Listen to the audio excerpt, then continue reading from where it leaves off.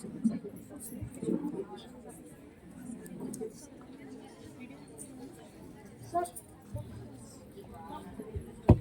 कोई समय जाए किए आज के इस प्रोग्राम की शुरुआत हम करते हैं। सर्वप्रथम आज के इस प्रोग्राम के chief guest Shri Pramod ji Thackeray sir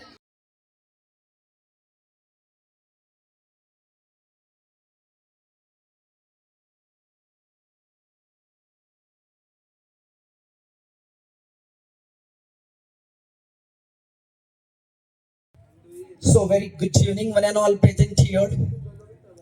Today, I'm feeling so honored and privileged to be here. And today, once again, I'm feeling that mix of the emotions. I'm mixed completely with the emotions. I could remember 2004. At that time, before that, means 1996, I got connected with this school, and very first time when I met Mahesh sir, as I would see, I would run.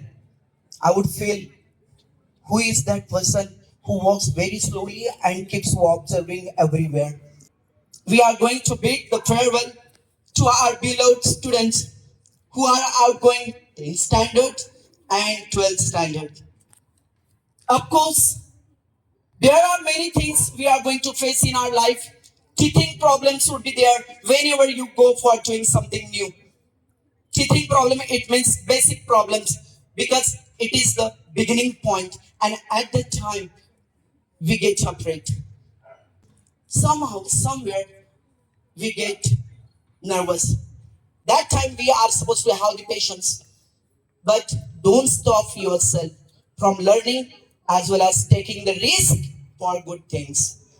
So, guys, now I would love to tell you one story. Before that, I want to know that everybody knows Marathi. Everybody knows Marathi. Yeah, because I feel that if I tell that, if I make you understand in Marathi, so you would understand from the heart. So, एक गोष्ट आहे. एकदा एक वडील आणि त्यांचा मुलगा असाच 10व्या 12व्या वर्गाला असेल तो तो आपल्या वडिलांसोबत जायचा. वडील त्याला सोबत घेऊन जायचा आणि जाताना जसं आपले टीचर आपल्याला इन्स्ट्रक्ट करत असतात, आपले पेरेंट्स आपल्याला इन्स्ट्रक्ट करत असतात, तसंच त्याचे वडील त्याला सांगायचे.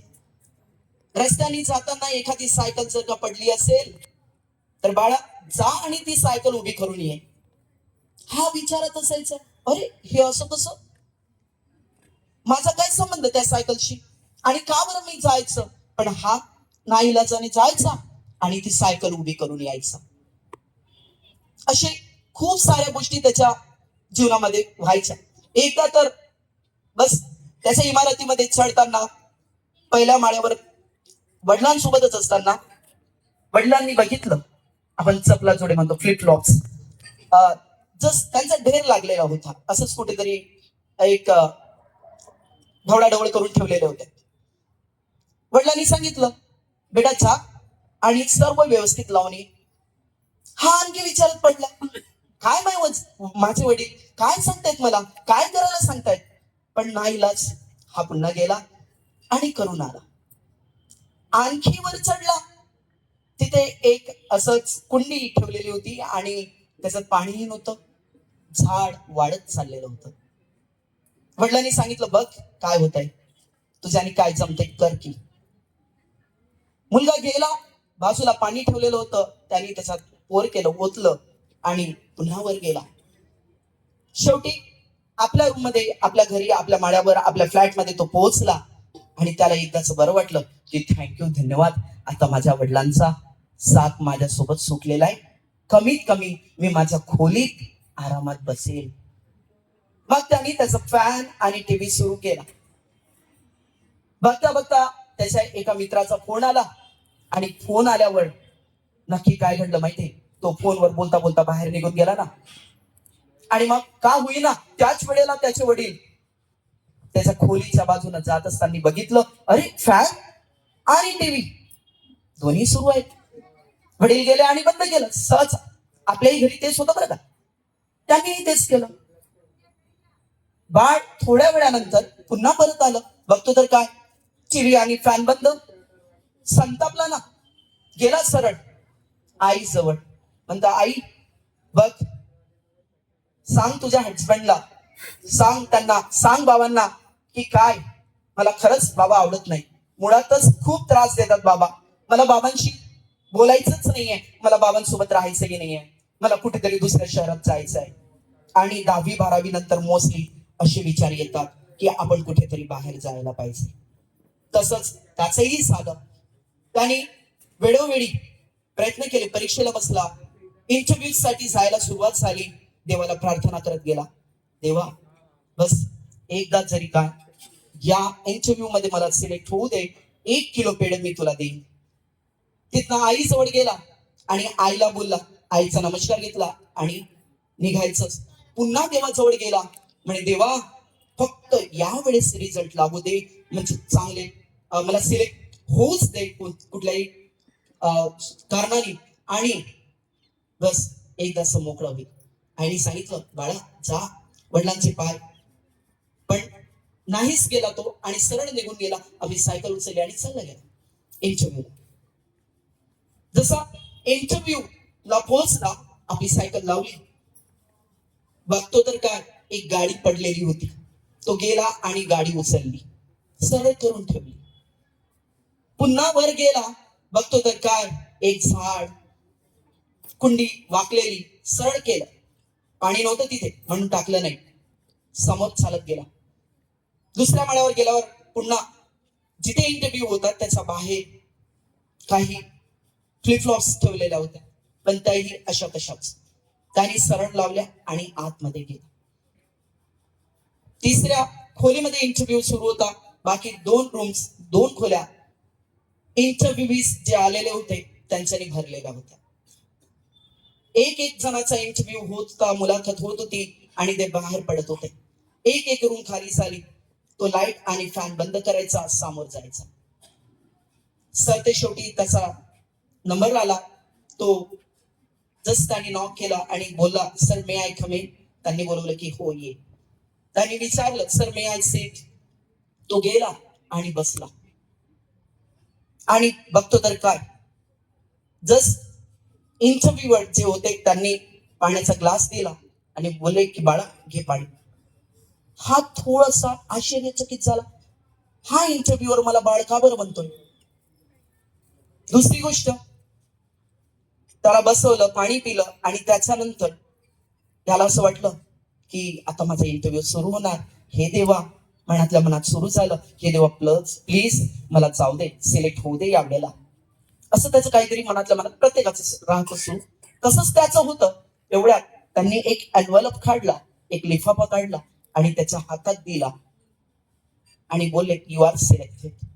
हा आणखी गोंधळला ना, अरे असं कसं, एकही प्रश्न विचारला नाही आणि मी सिलेक्ट, असं कसं बा. मग इंटरव्ह्यूअरनी सांगितलं की now you are selected for this job because we needed the management and all the qualities of the managers you have. There are cameras which are fixed by us and we were observing each and every interview. And you are the best that you kept managing. You don't, miss, we don't need to make you understand what to do and what not to do. And he kept doing, he kept doing. So, मला हे सांगायचं आहे, शेवटी इंटरव्ह्यूअरनी हे बोलले की फक्त तुम्ही घरी जा आणि तुझ्या आईवडिलांना आधी माझ्यातर्फे धन्यवाद दे, थँक्यू बोल. आणखी हा थोडासा विचारातच राहिला, पण हा गेला. पण का बरं थँक्यू, कारण चांगले सॅक्रामेंट्स त्यांना भेटले होते, संस्कार त्यांना भेटले होते. आणि म्हणून तो मुलगा गेला ना घरी आणि सरळ आईकडे न जाता सरळ वडिलाचे पाय पकडले आणि रडायला लागला. बरं का, अगदी चांगल्याने ऐका आता काय सांगतोय. रडायला लागला. वडिलांना वाटलं काय झालं असेल, कदाचित नसेल सिलेक्ट झाला, रिजेक्ट झालेला असेल. वडिलांनी म्हटलं जाऊ दे, काही हरकत नाही, डोंट गिव्ह अप. मी आतापर्यंत जेवढं काही कमवलेलं ना, त्याच्यातनं मी तुला काहीतरी काढून तुला पैसा देईन आणि तुझा बिझनेस उभारू आपण. आणखी पायाशी असलेला मुलगा उभा झाला आणि बिलगला नाही वडिलाला, आणखी रडायला लागला. अरे बाळा, पण झालं काय? आणि हळूचकन हातातलं एनवलप वडिलांच्या पायाशी टाकतो आणि बोलतोय, बाबा सिलेक्ट झालो, कळलंच नाही की कशा प्रकारे तुम्ही मला समजून सांगत होते. फक्त आई वडील आणि फक्त टीचर्स, इंजिनियर्स असतात किंवा वकील लोक पण असतात, वकिलांना काहीतरी गडबड वगैरे असे लोक भेटतात त्यांना नेहमी. फक्त टीचर असं एक प्रोफेशन आहे ना, तिथे फक्त खरंच देव भेटतो आपल्याला ऍज अ स्टुडंट म्हणून. टीचर्स लोकांनी पण, म्हणजे खास आम्ही लोकांनी, आपण लोकांनी ही खरंच किती भाग्यवान आहे ना आपण, की नेहमी हसणारे चेहरे आपल्या समोर असतात. सर पण डॉक्टर आहेत, सरांकडे चेहरे येतात रडके, जातात हसताना. सर बरोबर काय? म्हणजे म्हणायचं झालं तर येताना तसेच चेहरे येतात डॉक्टर लोकांचं जर म्हटलं तर, पण जाताना हसत जातात, धन्यवाद देत जातात आणि परत कधी गरज पडली तर येतात. पण स्टुडंट्स असं एक व्यक्तित्व आहे की वारंवार टीचर्सना जरी भेटलं नाही ना, तरी पण त्यांची आठवण करत राहतात. आम्ही पण इथनच शिकलेलो आहे, म्हणजे मी पण इथचाच विद्यार्थी आहे आणि वेळोवेळी इथे नाही येऊ शकलो, पण नेहमी सरांना भेटण्याचा प्रयत्न केला. त्याच्यानंतर त्यांची आठवण नेहमी करत राहिलेलो आहे. पण ते लक्षात ठेवायला आजची जनरेशन थोडी वेगळी झालेली आहे. आता सर तुम्ही अलो करत असेल तर एक गाणं गाईल, थोडस एक सुरुवातीचं. असं म्हटलं जातं, every night in my dreams I see you, I feel you. हे आजकालच्या विद्यार्थ्यांचं झालेलं आहे की बस, आणि आत्ताचा जो माहोल आहे तो तसाच आहे, फक्त मोबाईलमुळे, जसं सरांनी सांगितलेलं आहे की बस प्रत्येक रात्री रे, आणि असंच. पण टीचर्स पण काय म्हणतात, आता जे सोडून चाललेलं आहे तुम्ही, पण तुमच्यासाठी पण एका सरांचंच गाणं आहे, त्यांनी बनवलेलं आहे, तर मी म्हणू इच्छितो. तुमको ना पढ़ाऊं तो जी घबराता है, तुमको ना पढ़ाऊं तो जी घबराता है, तुमको पढ़ा के दिल को मेरे चैन आता है, तुमको पढ़ा के दिल को मेरे चैन आता है.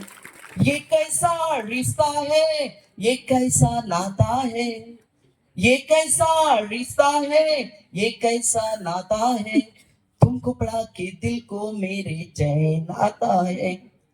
छत्रपती शिवाजी महाराज म्हणतात की प्रत्येक काही अंतरावर मंदिर असायला पाहिजे. का बरं? कारण आपल्यामध्ये जे ऍटिट्यूड येतं ना, ते हाय व्हायला नको. आपलं डोकं आहे ना नेहमी असं व्हायला हवं, म्हणून नेहमी जागेवर मंदिर असायला पाहिजे. तसंच आपण पण वेळोवेळी आपल्या आयुष्यात येणाऱ्या शिक्षकांना भेटत राहिलं पाहिजे. असं म्हटलं जातं, तू खुद की खोज में निकल किस लिए तू हताश है, तू खुद की खोज में निकल किस लिए तू हताश है, तू चल तेरे वजूद की समय को भी तलाश है, तेरे वजूद की समय को भी तलाश है. Thank you very much. Thank you so much, sir. I hope everyone present here enjoyed sir's speech.